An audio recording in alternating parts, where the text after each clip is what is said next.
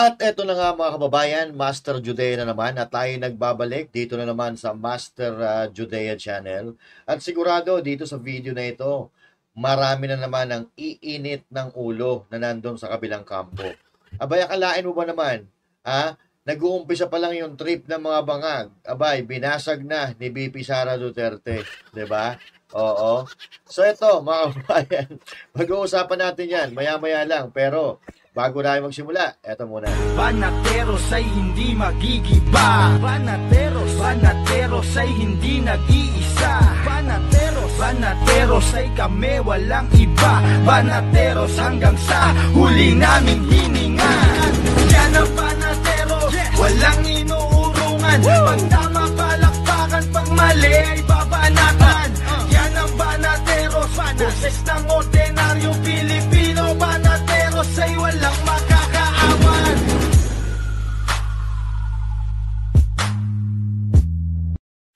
PTP Laban Street, PTP Laban Street, PTP Laban Street, PTP Laban. Tondo, Pato, Bongo, Hinlo, Bata, Matuleta, Lambino, Rodriguez, Salvador, Kibuloy sa Senado. Tondo, Pato, Bongo, Hinlo, Bata, Matuleta, Lambino, Rodriguez, Salvador, Kibuloy sa Senado. Duterte Street, PTP Laban Street, PTP Laban Street, PTP Laban Street, PTP Laban, PTP Laban Street, PTP Laban Street, PTP Laban Street, PTP Laban.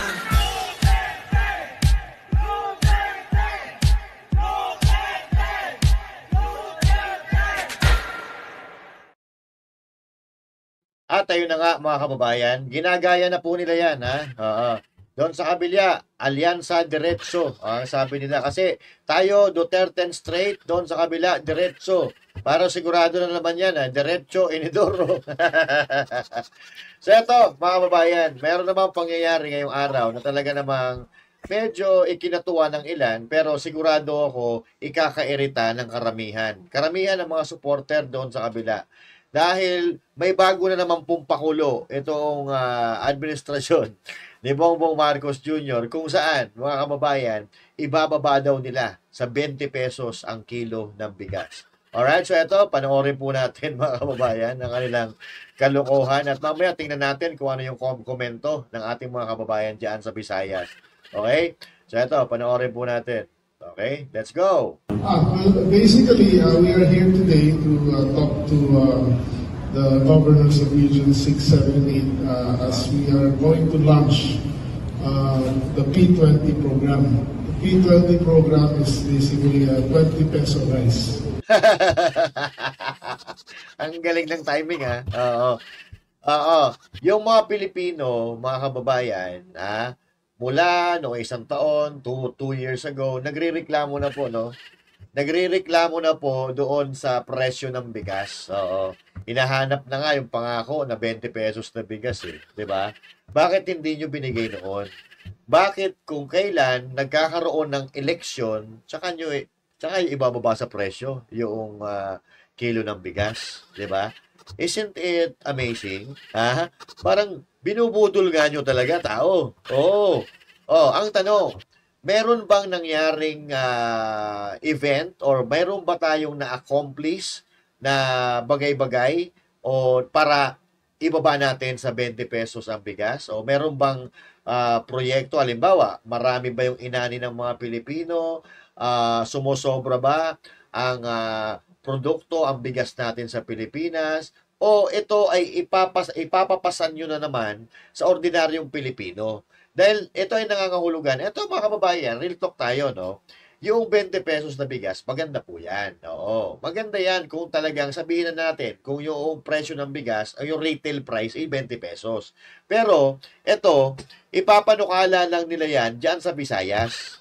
Oo. Di sana, kung gagawin nyo pala yan, gawin nyo ng 20 pesos ang retail price ng bigas. Oo. Hindi yung kung kailan eleksyon at kung kailan mahina ang boto ninyo diyan sa Visayas. Saan nyo gagawin yan? 'Di ba? Timing naman. Tuloy. To be launched through the LGUs of the Region 6, 7, 8 Ah. starting next week. Oh. Basically, yung mechanics nun, since bumaba ng world prices at bumaba na rin ang presyo ng bigas in general, yung gap between the 20 pesos and yung current market prices of 32 to 33 pesos sa merkado ay napag-usapan na isi-share yun, yung gap na yun between the national government and yung selected LGUs that will be participating in the program.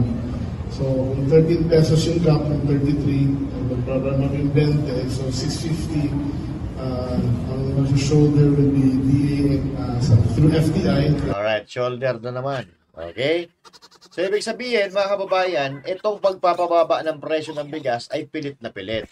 Dahil iso-shoulder Iso-shoulder ng Department of Agriculture. So, ano ibig sabihin nito? Yung pondo na ipangtatapal nila dito, galing pa rin sa gobyerno. Oo. Maganda yung 20 pesos. Kung ito ay pangmatagalan. Okay? Kung ito po ay lifetime na po mga kababayan. Kung ito ay long-term solution, no? Baka mamaya pagtapos ng eleksyon, bigla na naman, bumalik na naman sa 40, bumalik na naman, baka mas lalong, baka umabot pa ng 100. Diba?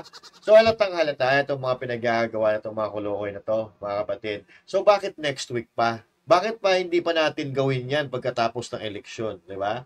O bakit hindi pa yan ginawa noong unang panahon? Like, nung hindi pa hindi pa nagkakaroon ng eleksyon. Bakit? Akala nyo marami kayong makukuha boto sa Visayas? Kaya hindi nyo ginawa yan noon? Ha?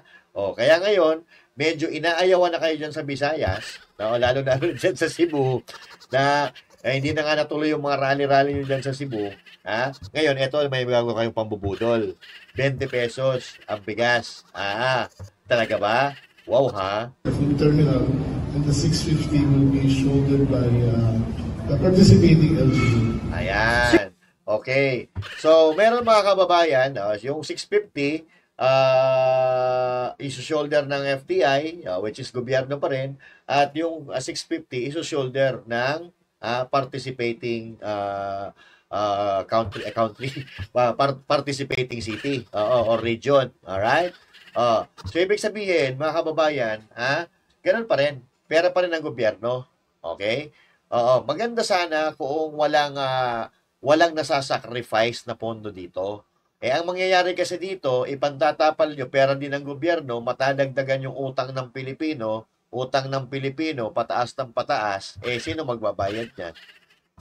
Sa balita nga sa forecast mga kababayan na ang pamilyang Pilipino ay may utang na kada isang pamilya na 600,000 pesos. Dahil napakalaki ng utang natin. So ano ba mangyayari sa atin? Malulubog tayo sa utang. At yung timing, mga kababayan, ba't ngayon, next week, bago mag-eleksyon, para maingganyo yung mga tao na iboto, yung alyansa nyo? Sir, sino yung mga beneficiaries dito, sir? May selected beneficiaries ba? Well, sa ngayon na napag-usapan kanina is yung nandyan yung mga senior citizen, PWD, mga 4Ps, single parent. Then, napag-usapan din with the governors na pati yung mga ibang areas na hirap yung mga communities, pwede rin nilang i-ibenta yun. At sa ngayon nga, we're launching it here because mas maraming ang nangailangan sa mga regions na yun. Ay, wow! Okay. So, mga kababayan, ito, kung paano kayo binubudol ng mga taong ito. Ang tanong, wala bang nagugutom sa Luzon? Wala bang nagugutom sa Mindanao? Yung Mindanao kasi mga kababayan, alam na nila yan Yung Mindanao ay Duterte land yan. Okay? Taga dyan ang mga Duterte. Kaya, hindi nila, kahit anong gawin nila sa Mindanao, may makuha man sila doon, pero iilan. Iilan lang siguro yung mga mabubudol nila. Pero sa Visayas, mga kababayan, nagtitake chance sila. Nagtitake chance sila dahil nga naman, meron silang mga hawak ng mga politiko dyan, baka sakasali na makakuha pa sila ng boto. Alam naman natin ngayon na talagang inaayawan na po sila. So, ang tanong, mga kababayan natin sa Luzon, mga kababayan natin sa Mindanao, bakit? Sa Visayas lang ba may nagugutom? Oh. Kung magpapaano-kala pala kayo ng 20 pesos na bigas, bakit hindi sa Luzon? Ha? Dahil sa Luzon, nakakasigurado kayo na marami na kayong boto. Kasi yung presidente, taga Luzon. Di ba? Taga Luzon at karamihan ng mga kumakandidato, taga Luzon. So, safe na tayo sa Luzon. Sa Visayas, medyo pag-ewang-gewang ang boto natin dyan. Kaya doon natin ngayon, tatapatan ng 20 pesos na kilo ng bigas. Oo. Pero, mga kababayan, alam na natin, yung mga diskartihan na ganyan. Lalo-lalo na naman, si BP Sara Duterte. O, BP, ikaw na bahala. Basagin mo na nga, konti. Basagin mo na konti. Kasi ito, mga kababayan, si BP Sara na mismo nagsasabi. Pakinggan natin. Binubudol na naman nila yung mga tao sa 20 pesos per kilo na bigas. At magdududa ka dahil bakit Visayas lang? Hindi pa nagugutom yung mga tiga Mindanao? Correct. Hindi pa nagugutom yung mga tiga Luzon? Bakit 20 pesos per kilo lang dito sa Visayas? At bakit merong meeting sa Cebu Capitol ang lahat ng mga governors o karamihan ng mga governors sa Visayas? Ko po, mukhang nagkabigayan pa. Kasi, baka pwede naman makakurot dyan, mga governors. Governor Gwen ng Cebu. Di ba? Mga malulupit yan. Di ba? Malulupit saan? Hindi ko alam kung saan malulupit. Pero, sabi ni BP Sara Duterte, binubudol na naman. Okay? So, marami na naman mga gagalaitin nito, yung mga tatanga-tanga na supporter ni Marcos Jr., lalo na yung mga congressman. Maya-maya lang, maghintay tayo. Ang dami-dami na naman nalilitaw dyan. Yabang-yabang naman ni BP. Kung makapagsalita, akala mo kung sino. Marami tayong aasahan na ganyan, mga kababayan. Pero sa totoo lang, na real talk sila dito. Kasi nga ang tanong, ibababa nyo rin pala sa 20 pesos ang bigas, bakit hindi pa nung 1 taon? Bakit nung hindi pa nung 2 taon? Bakit ngayon, kung kailan eleksyon? 1 + 1 = 2 lang yan eh. BP, ikaw na. So baka may problema sila sa boto dito sa Visayas. Baka Yun ang problema. binubudol na naman Yun ang problema. nila yung mga tao sa 20 pesos. Yun ang problema. Lasing ka na? Ay, wag mo kayo nahamon, baka iuwi ka. Tinatanong. Per kilo na bigas. Oh. At magdududa ka dahil bakit Visayas lang? Hindi pa nagugutom yung mga tiga Mindanao? Hindi pa nagugutom yung mga tiga Luzon? Ay, hindi naman siguro. BP, no. Baka hindi naman. Ano sa tingin nyo, mga kababayan? Okay? Alam na alam yung mga galawan na yan. Politika yan eh. Di ba? Bakit? Ano ba meron sa Luzon? Ano ba meron sa Mindanao? Ano ba meron sa Visayas? Bakit sa Visayas lang? Alam niyo kung bakit, mga kababayan? Ito ang Visayas. Hindi na po Marcos or Romualdez. Ito. Hindi na po Marcos or Romualdez country. This is, I think, Duterte country now. And sa darating na 2025 elections, ano yung expectation natin, sir? Well, dito sa Leyte? As far as I'm concerned, I'm really expecting a huge margin for the Dutertes. Nako! Ang laki ng hatak pag sinabi mong kinukumpanya ng Pangulong Duterte. Talagang halos lahat ng mga Southern Liteños, mga Liteños, even Samar, kasi darating din ng taga Samar dito. Talagang masasabi natin na sumusunod po sila kung ano ang sinasabi ni President Duterte, kasi alam nila yung pinaglalaban ng mga Dutertes are parihas ng pinaglalaban ng karamihan ng mga taga Leyte. Doc Duterte.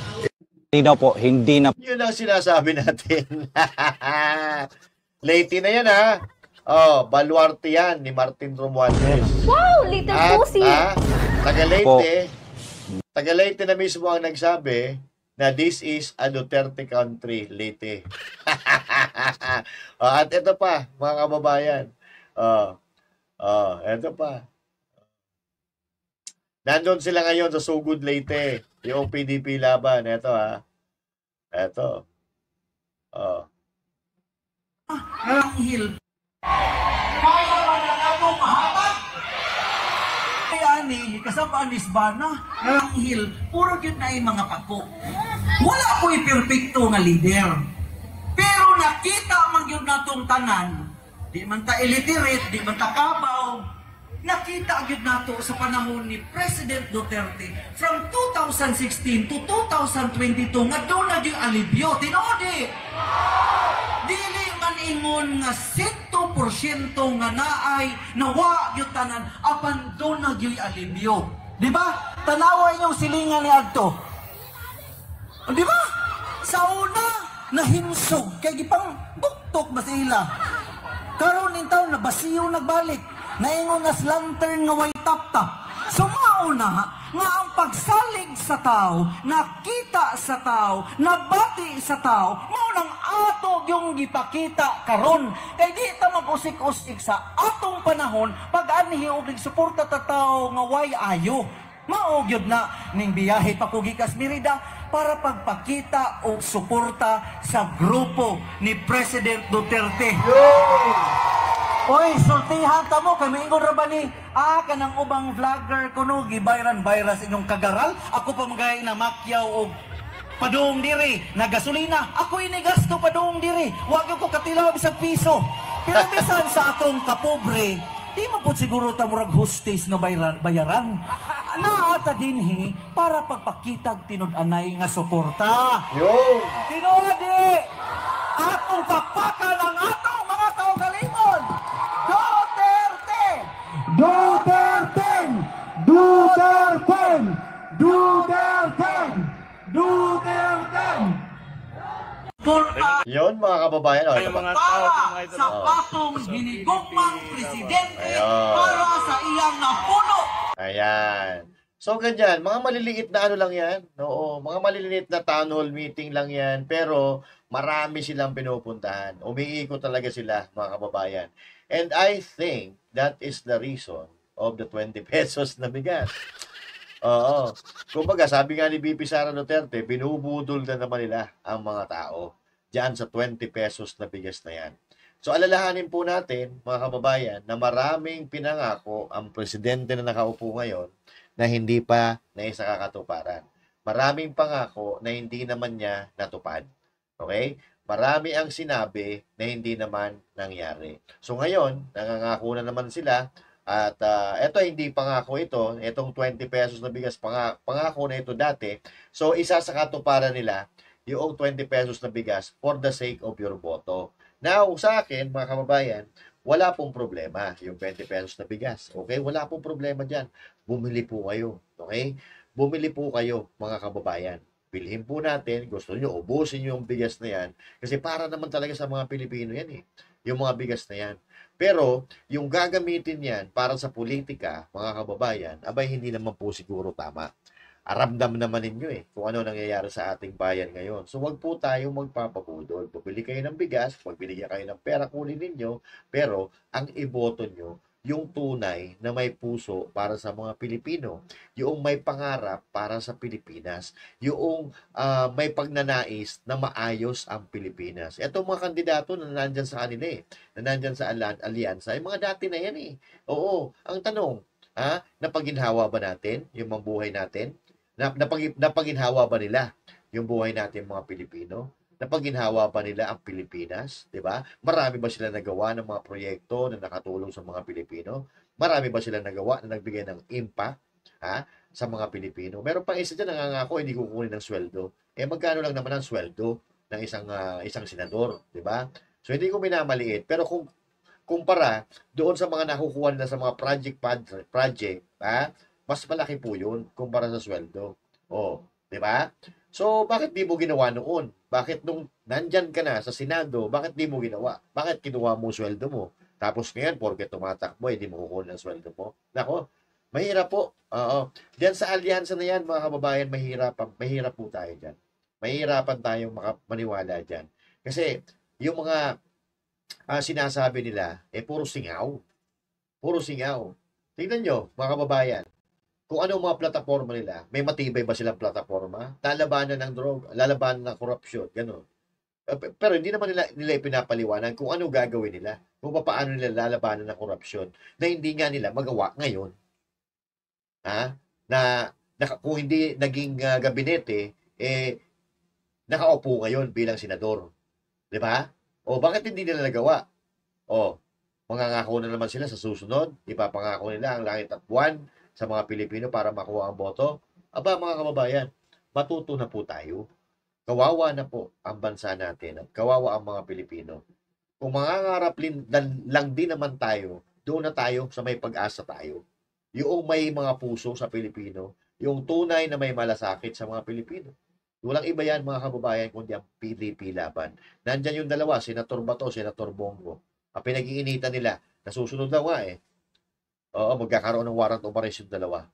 Pero sa katotohanan mga kababayan, sa politikang ito, dapat magkaroon tayo ng mga kakampi diyan sa Senado. Tingnan nyo, yung Camille Villar, lumipat sa PDP laban, di ba? Inendorso ni VP Sara Duterte, yung Villar. Ngayon, hinahanapan ng kaso. Binigyan ng show cause order, pinagpapaliwanag. Samantalang noon, nung hindi pa naman lumilipat, hindi pa ini-endorso ni VP Sara Duterte, wala naman silang ginagawa. So, itong gobyerno na to, mga kababayan, mahilig ito magtanim.